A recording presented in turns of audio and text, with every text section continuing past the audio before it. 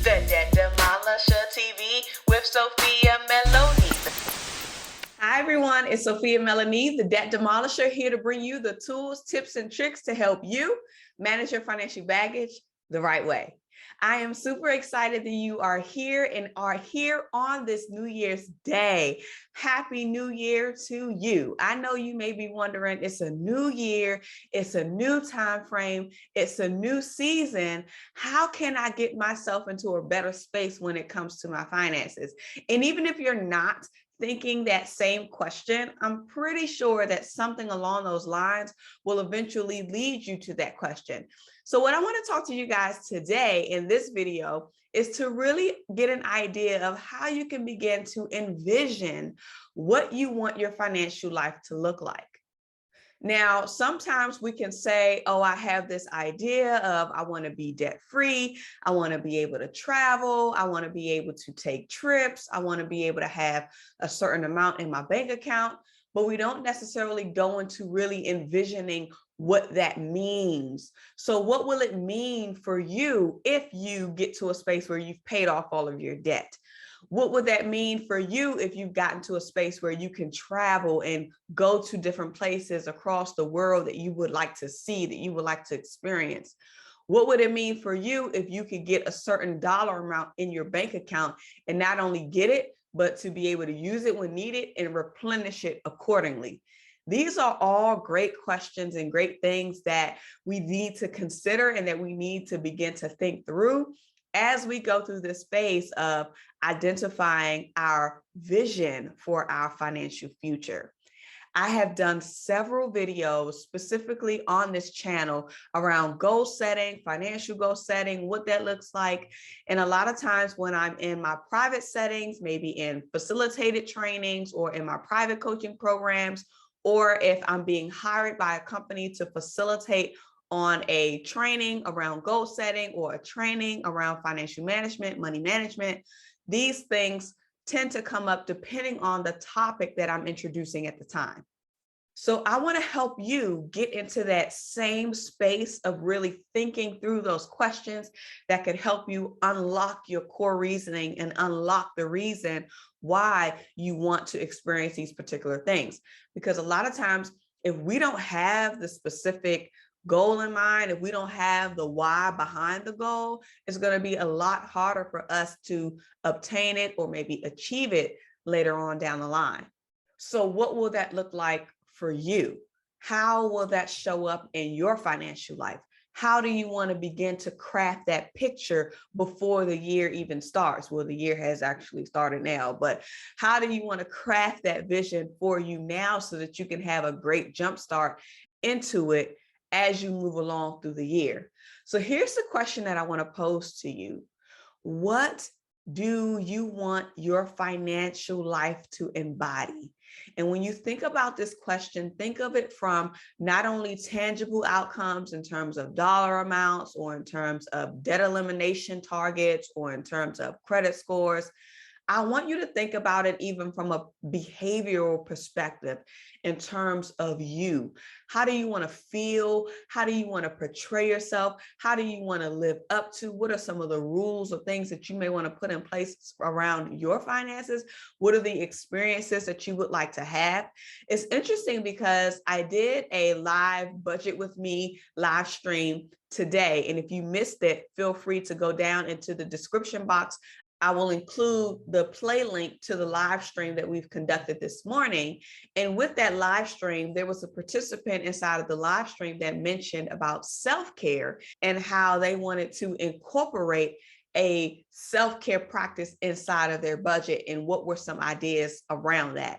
So when you think about it from that perspective, a lot of times people look at their budgeting for things that they have to do, but not necessarily thinking about how to incorporate things that are good for them inside of their budget, which is self-care practices.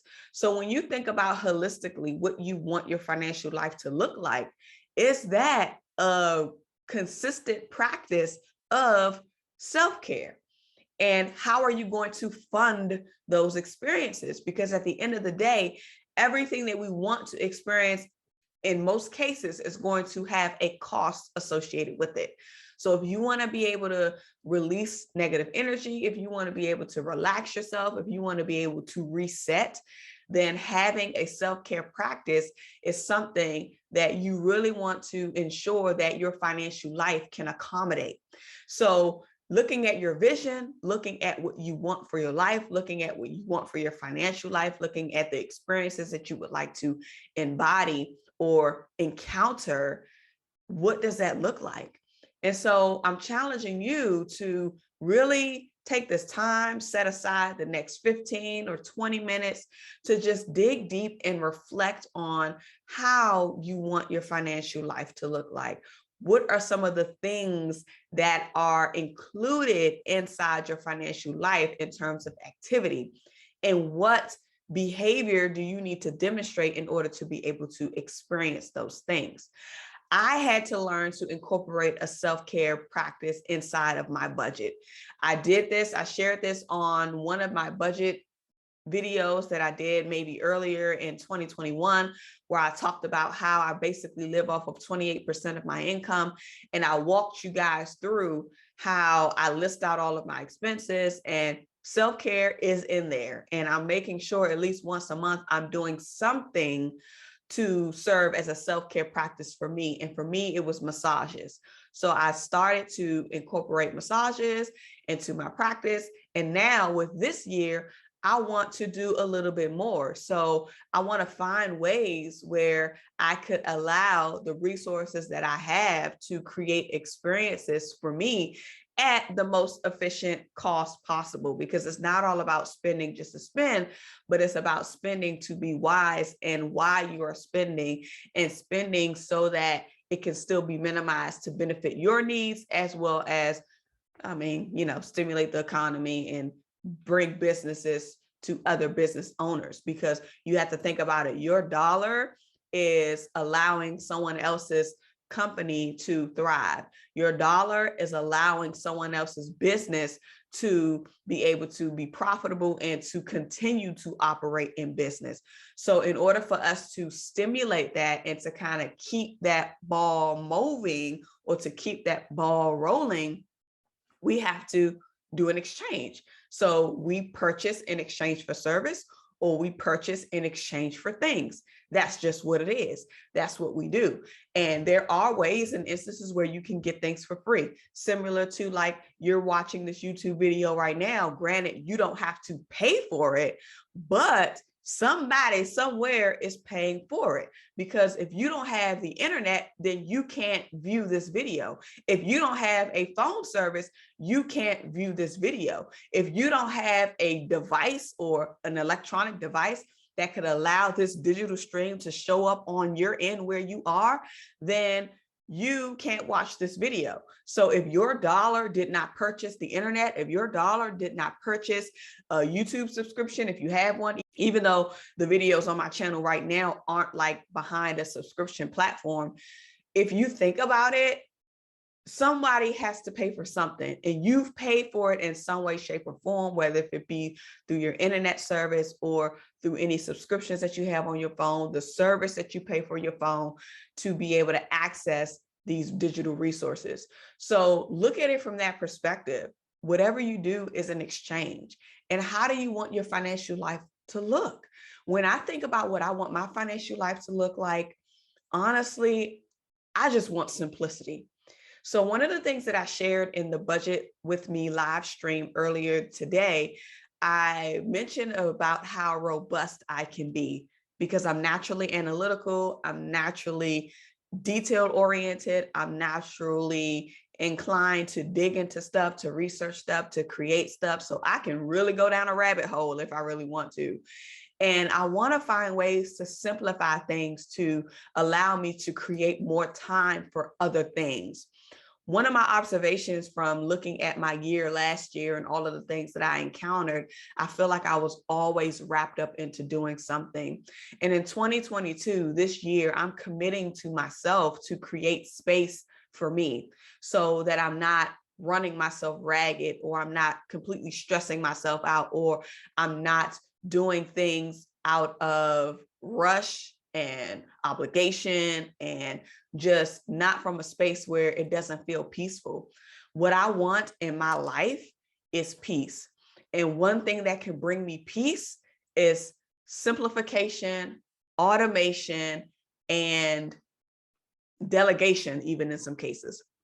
Now, when I look at my processes, they can definitely be simplified. So for my financial future and my vision for this year, I really want to look at simplifying the way I do things, but still doing it in a way where it's easy to understand and it's easy to break down and it's easy to regurgitate probably to you all. Because a lot of the things that I do in my finances, I teach openly, some of it on my YouTube channel, but mainly the core stuff is behind like my coaching programs, or if there's a consulting package that someone books, or if I'm hired to facilitate a workshop, those things of that nature, those skills or those tools or those details or those nuggets are literally as a result of being hired to do something or having a paid program. Now, when I look at my YouTube channel and I look at the content that I provide here, there is so much that you can work from this. So even if you were to choose a playlist on the channel and just listen to it, I'm guaranteed that you're going to find a nugget that you could potentially apply in your financial life. So if you are in a space where you're like, Sophia, okay, I understand what you're saying, but I can't really think of anything of how I want my financial life to look like, I want to challenge you to go to my video listing or go to the playlist listing under the Debt Demolisher TV channel and choose a playlist and just let it run. I have them sometimes categorized between most transformational, most impactful, most requested. I try to put it in a space where it could all be in one place for you guys to be able to listen to it through where it makes sense. And then a lot of like my older videos where I did a lot of midweek trainings, I did a lot of exercises, that's under a separate playlist as well called Insights. So there are several videos that you can be able to get access to and that you could simply use and listen to get ideas, because I guarantee you listening to those videos is going to create an awakening within you to say, oh, I didn't even think of that. Oh, that's something that I would like to see in my finances. So a lot of times when we are so used to our own life, or when we are so used to what we've been exposed to, that's all we know. And it could be hard for us to envision bigger. So my challenge to you is to find a way to envision bigger. And if you like this channel and you like the content that I put out, start binge watching the playlist so that you can get some ideas, so that you can get some inspiration, so that you can get some creativity within you that you can say, this is what I want, but most importantly, this is why I want it. So you may be getting ideas from the videos that I release, but you want to be able to make it your own. And you make it your own by identifying what your why is in that situation, or what your why is as it relates to that idea. So as we start this year, as we move through these daily videos on the Debt Demolisher TV, I want you to begin to think about the financial vision, the vision that you want for your life. And we're going to expand on this as we go, but just start here. Get clear on what that vision is. And you don't have to put anything into action just yet. Just start thinking, start exploring, and just get into the space of saying, this is what I want my finances to embody, and this is why. So that's your task.